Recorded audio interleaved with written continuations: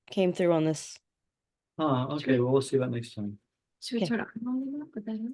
No, Alvaren's all the way up. Okay, we always like to read something from Ma's life or people's relating to Ma or things she did, because that kind of makes it more real that she was right here in this very world with us. And this particular excerpt is very dear and personal to me. It's written by Mrs. Indira Lakshmi Mala, an Indian lady, and she talks about being in Vrindavan at a Samyan Sapta that I was at when I was with Ma. I came to Ma in 1973 when I was just 19 years old and followed her around asking her for initiation. And then she, one day we were in Vrindavan and she sent a message to my room saying, come tomorrow morning, you'll have a Diksha. I realized it was my 20th birthday, but it was the last day, excuse me, it was the last day of the Samyan Sapta, which is a week-long retreat like we're doing, that Ma had every year. It was very important to her. So this is I'm going to read her account of being with Ma at the exact time I was there in the room at this very time. So it's very dear to me. So this is from Mrs. Indira Lakshmi Mala. It's her thing. She says, in 1969, while rereading the spiritual classic Autobiography of a Yogi by Paramhansa Yogananda, my attention was irresistibly drawn to a picture of a female saint who is a personification of peace and bliss. The name of this saint was Sri Ma Anandamayi. On reading that she had a hermitage at Dehradun, I caught the first opportunity of going there. I met the gentle sister, Swami Atmananda. We've talked about her. She was, I knew her very well. She was an Austrian lady who came to Ma in the 40s and stayed till the end of her life and was very devoted to Ma. I met the gentle sister Atmananda, who told me Sri Ma had left the ashram just a few days ago. And we've been in the ashram many times. Rainier's also been in that ashram in Dehradun. I bought a few beautiful pictures of Sri Ma and a book on her written by her devotees. I hung her picture on the wall of my room and started namaskar every day. I read the book and decided to meet her in person. It struck me that Sri Ma had all the qualities described of a Stitha Pragya, or an enlightened saint in the the Bhagavad Gita. Krishna gives an example of someone who is established in that state of absolute oneness, how they move, how they speak. And he says, Ma met all those specifications. Moreover, I was attracted by reading various instances of her all-embracing motherly love, her compassion for the lowly and downtrodden. But Ma was in India, and I at that time was in Kathmandu, Nepal.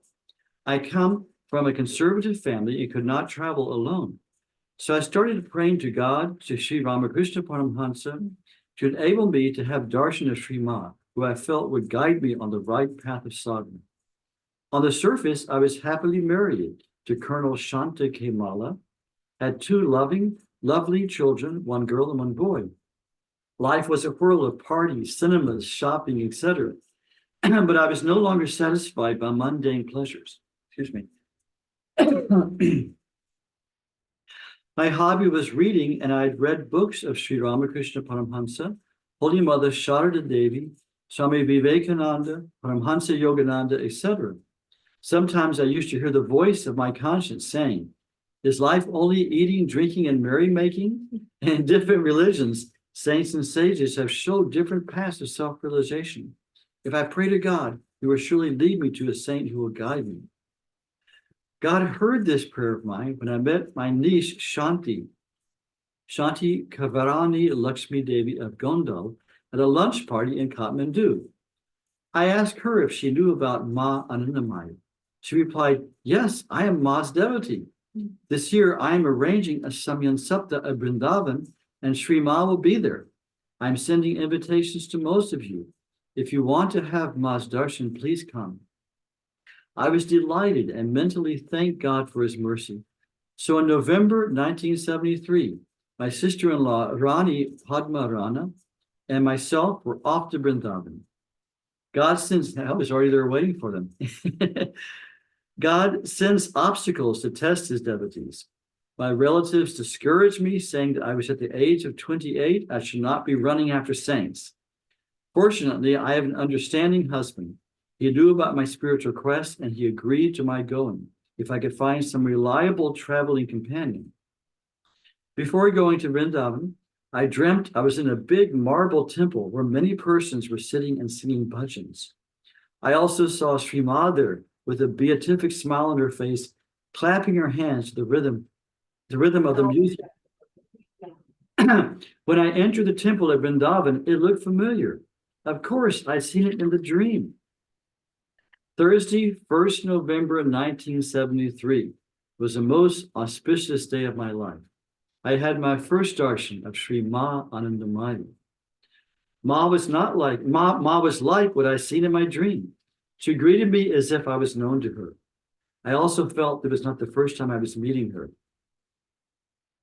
That was an interesting phenomenon in meeting Ma for the first time. I've talked to many devotees about their first darshan, and I remember well my first darshan. Ma would bring out these amazing soul feelings. Like when I first laid eyes on Ma, I've been reading about her for over a year. I've been wondering what it was like to see her. And as you sat right in front of her, just a few feet away from her, there was this incredible soul recognition that there's never been a time I didn't know her. There'll never be a time I don't know her. There was just this feeling of I know her and she knows me. It was a beautiful, beautiful soul feeling. And so I understand what this lady's talking about. She felt this familiarity that she already knew her. I also felt this was not the first time I was meeting her. My heart said, here is the saint of the highest order, like Ramakrishna Paramhansa, that you have been seeking so far. When Sri Ma's eyes met mine, I felt she was looking not only at my physical form, but also at my heart and mind. It's true, the first time I saw Ma, she was looking right at my soul, and I could feel my own soul just by that, because she looked right past everything, right into your being of being. I felt I was meeting my real mother. My heart whispered, she is a divine being in a human form. No human being can have that penetrating gaze, which seems to encompass past, present, and future. Tears of joy fill my eyes.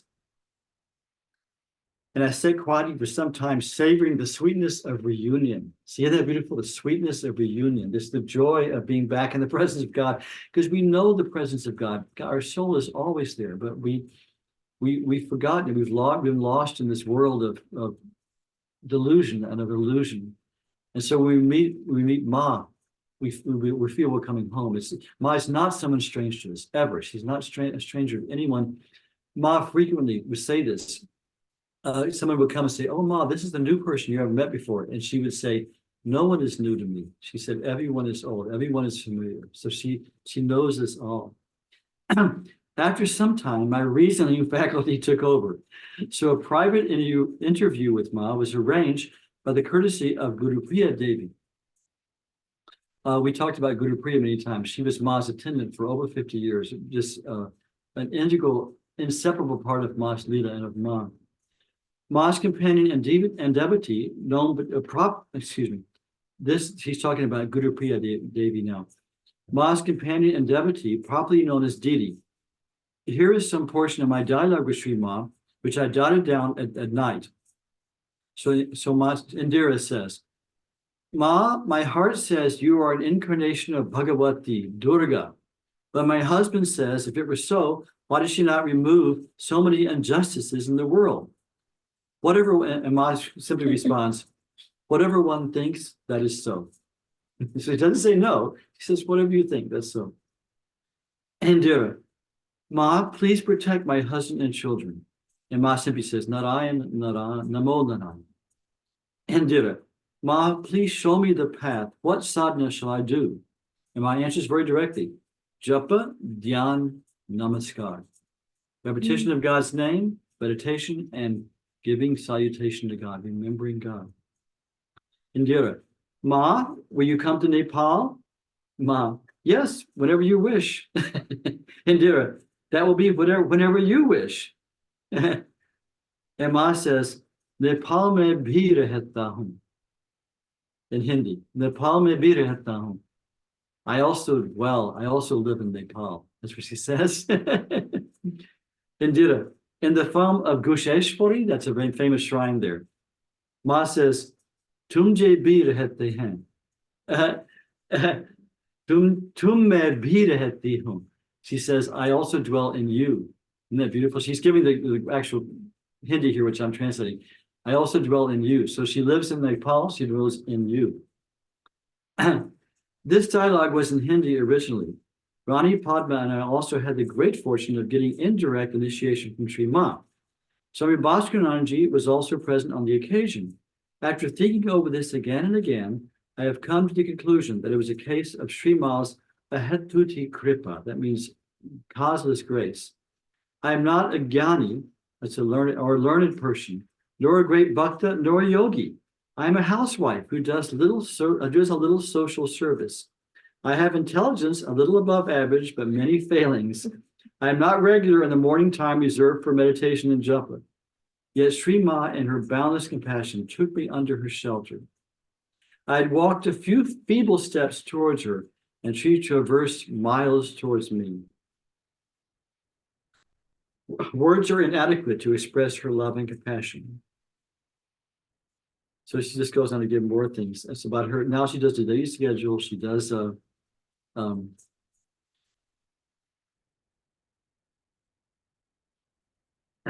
this thing. So here's a little more. The Samyan Sapta week passed in peace and joy. I was right there. I was the same time. I had my initiation just probably days before or after hers. It's really interesting, right there in Vrindavan. The Samyan Sapta week passed in peace and joy. The hardships were small compared to the darshan and company of Sri Ma and the gathered sages there. I felt as if I were transported to an ancient hermitage and living in Satya Yuga. Ma would be present during the periods of collective meditation, 8 to 9 and 3 to 4, and sometime during the Mahatma's lectures. It's true, we just sit there and look at Ma, you know. From 9 p.m., from 9 p.m. to 9:30 p.m. was a daily time for Matri Satsang, and Ma would answer questions. It was a joyous time for drinking the nectar falling from Sri Ma's lips. She would answer questions put forth by various vratis, as the people observing the vow. As for myself, I could not and would not tear my gaze away from her, except during meditation. Here's another insert. And then during meditation, sometimes once someone asked Ma, we're sitting with our eyes closed, meditating on you. What are you meditating on? And she would laugh and say, I'm meditating on you. And it was my experience there. When we were sitting in meditation, Ma would be sitting right here. We'd be all sitting with her eyes closed, and Ma would be sitting on the platform over here. And I would peek out, open one eye and look, and Ma would be intensely looking at each person, one at a time, just slowly looking at each person. So I remember I was sitting there and I noticed, oh my God, I'm coming up soon. So I would close my eyes and I would just be doing my meditation or what passed from meditation. And suddenly I'd be sitting, suddenly my consciousness would just go, ooh, and just like blossom in this blissful, incredibly deep state. And I realized Ma's looking at me, and then it would go, ooh, back down to normal or subnormal, as you want to think about it. And then she would go to the next person. So just the glance of Ma just changed your consciousness. So we were meditating on her, she was meditating on us. Let me continue here. So she, during meditation, she closed her eyes.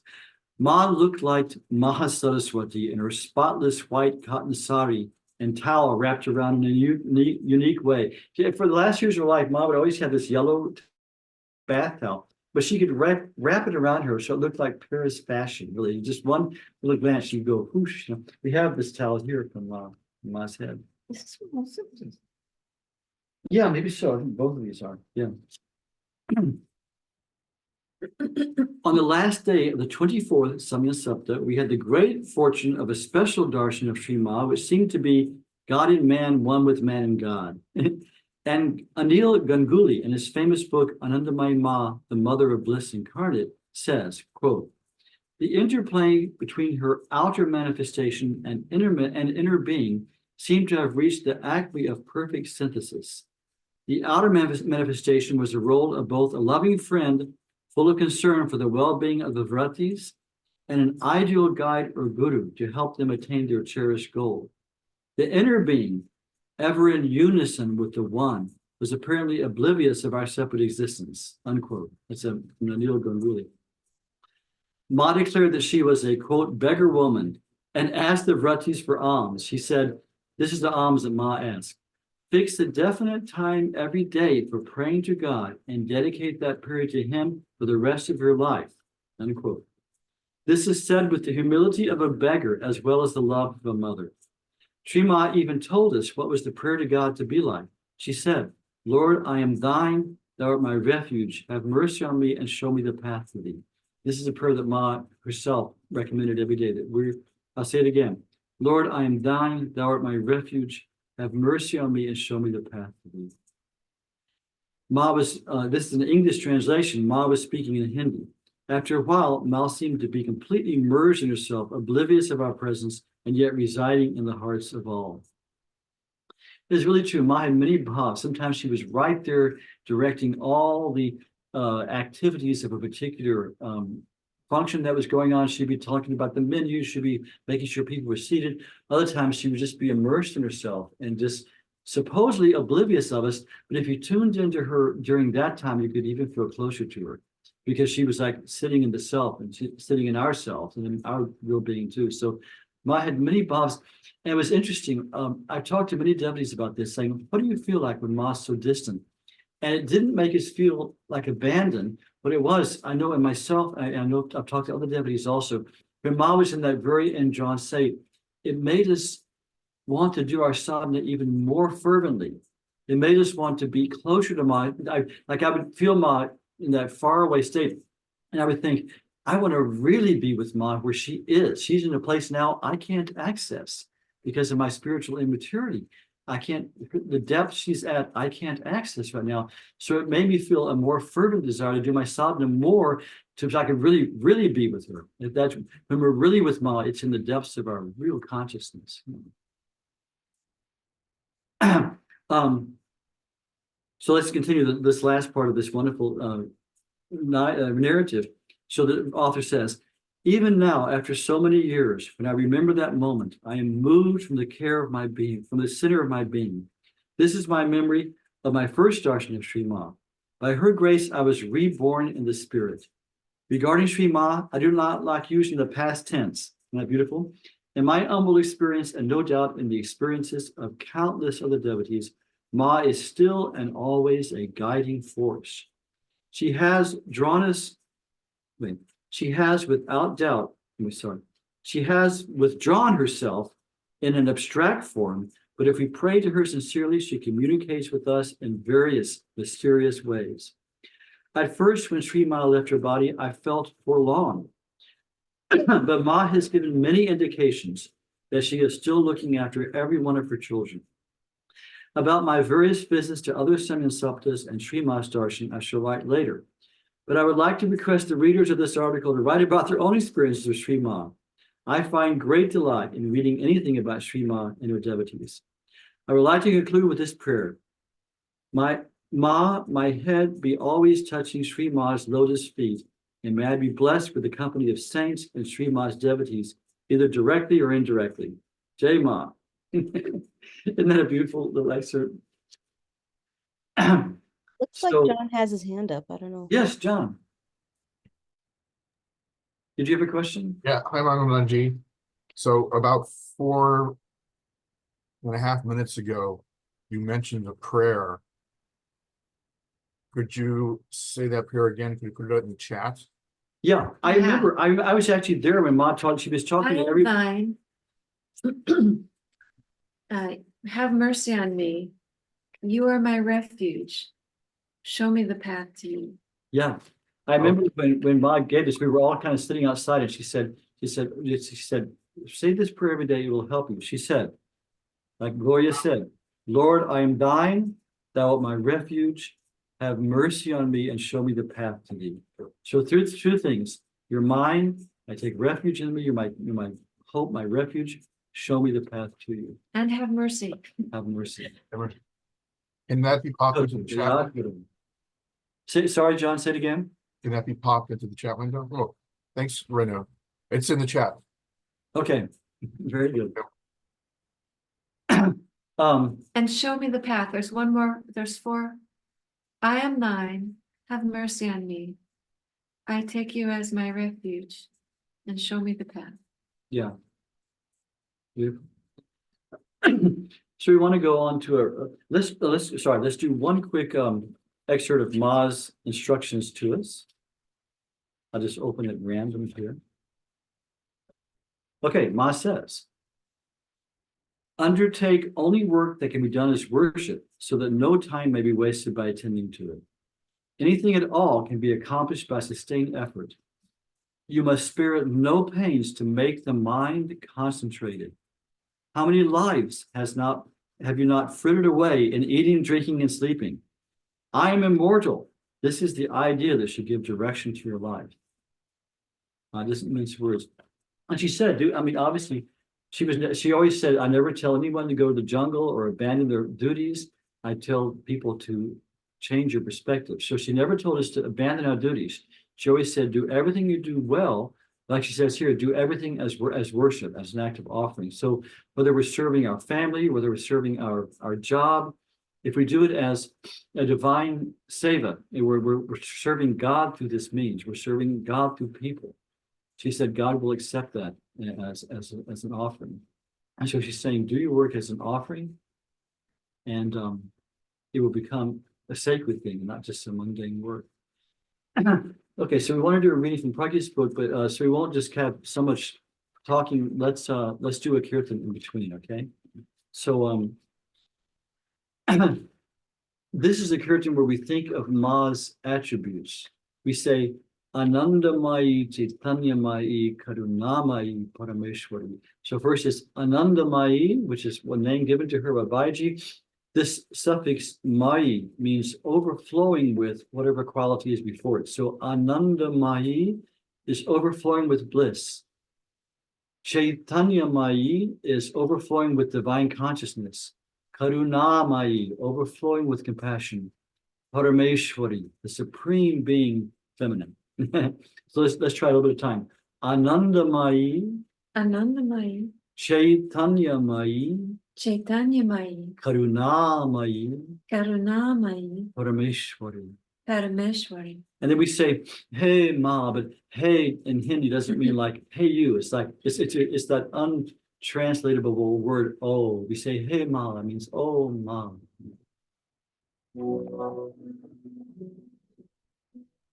Sound. Thank you. Tell me if the sound's broken up in this one. Okay, let's see. The original sound is on, okay. Better. Anandamayi, Chaitanyamayi, Karunamayi, Parameshwari. Anandamayi, Chaitanyamayi, Karunamayi, Parameshwari. Anandamayi, Chaitanyamayi, Karunamayi, Parameshwari. Anandamayi, Chaitanyamayi, Karunamayi, Parameshwari.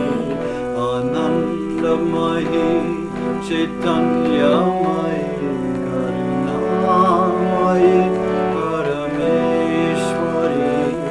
Anandamayi, Chaitanyamayi, Karunamayi, Parameshwari. Hey Ma, hey Ma, hey Ma, hey Ma, hey Ma, hey Ma, hey Ma,